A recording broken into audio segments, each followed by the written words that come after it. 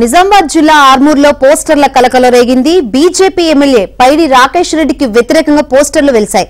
ఎన్నికల సమయంలో ఇచ్చిన వాగ్దానాలు నెరవేర్చాలని వాల్ పోస్టర్ల రూపంలో ఓటర్లు నిలదీశారు. ఆర్మూర్తో పాటు నందిపేటలోనూ పోస్టర్లు వెలిశాయి. ప్రజలకు ఇచ్చిన వాగ్దానాలను ఓటర్లు ప్రస్తావించారు. ప్రస్తుతం ఈ పోస్టర్ల వ్యవహారం తీవ్ర చర్చనీయాంశంగా మారింది.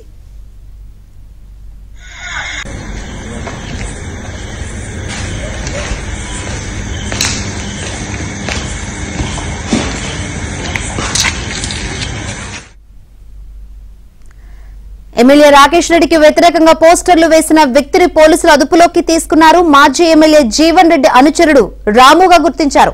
అతన్ని అరెస్టు చేసి తీసుకువెళ్తున్న పోలీసుల్ని బీఆర్ఎస్ కార్యకర్తలు అడ్డుకోవడంతో తీవ్ర ఉద్రిక్తత నెలకొంది.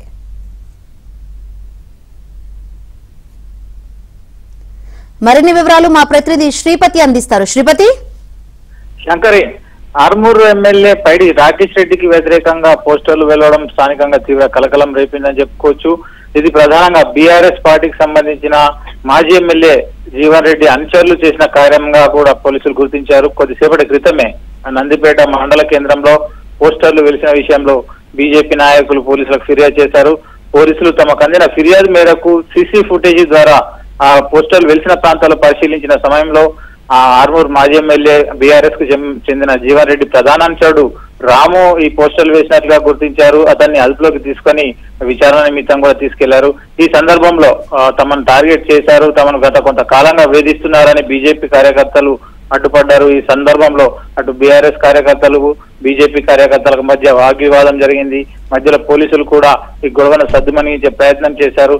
అయితే ఈ వివాదం అంతా జరగడానికి ప్రధాన కారణం ఆర్మూర్ సంబంధించిన ప్రస్తుత బీజేపీ ఎమ్మెల్యే రాకేష్ రెడ్డిపై పోస్టర్లు వేశారు. అయితే గత ఎన్నికల సమయంలో రాకేష్ రెడ్డి ఇచ్చిన ప్రధాన హామీలేవి నెరవేర్చలేదనే విషయంలో ఈ పోస్టర్లు వేసి అతను ఆర్మూర్ నియోజకవర్గానికి రావద్దని కూడా ఆ పోస్టర్లలో పేర్కొన్నారు. ప్రధానంగా తను గెలిచిన తర్వాత ఆర్మూర్ లో ₹1 ఆసుపత్రిలో వైద్యం అందిస్తాను, దీనికోసం ఒక ప్రత్యేక ఆసుపత్రి నిర్మిస్తానని రాకేష్ రెడ్డి హామీ ఇచ్చారు.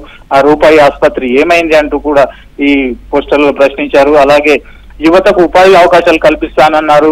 ఆ మేరకు ఆర్మూర్ నియోజకవర్గంలో చాలా మంది యువకులకు సంబంధించిన వివరాలు సేకరించారు. వారిని విదేశాలకు పంపి ఉపాధి కల్పిస్తానని సేకరించిన వివరాలు ఏమయ్యాయి, ఆ యువకులకు ఉపాధి ఎక్కడుంది అనే విషయం కూడా ఈ పోస్టర్లో ప్రశ్నించారు. అలాగే ప్రధానంగా ఈ ఏడాదిలో ప్రతి సంవత్సరము ఒక్క ఊరికి 10 మందికి నిరుపేదలకు సొంతగా డబ్బులతో ఇల్లు కట్టిస్తాననే ఒక ప్రధానమైన హామీ కూడా రాకేష్ రెడ్డి ఇవ్వడం జరిగింది.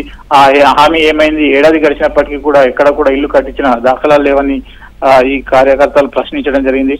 అలాగే ఆలయాలకు ఇచ్చిన విరాళాలు ఎందుకు? ఈ యొక్క రాజకీయ ఎత్తుగడ కోణంలోనే గత ఎన్నికలకు ముందు ఆలయాలకు విరాళాలు ఇచ్చారనే ఒక ప్రధానమైన అంశాన్ని కూడా వీరు ప్రస్తావించారు. అలాగే అధికారులతో దుర్భాషలాడుతుంటారు, పరిచయంగా మాట్లాడతారు. అలాగే పార్టీ కార్యకర్తలను కానీ స్థానిక సమస్యలు ప్రస్తావించేందుకు ప్రజలు కానీ ఇంటికి వస్తా అంటే వద్దని చెప్తుంటారు. ఇదంతా ఉద్దేశపూర్వకంగా చేస్తున్న ఒక వ్యవహారంగా ఈ పోస్టర్లు ప్రశ్నించారు.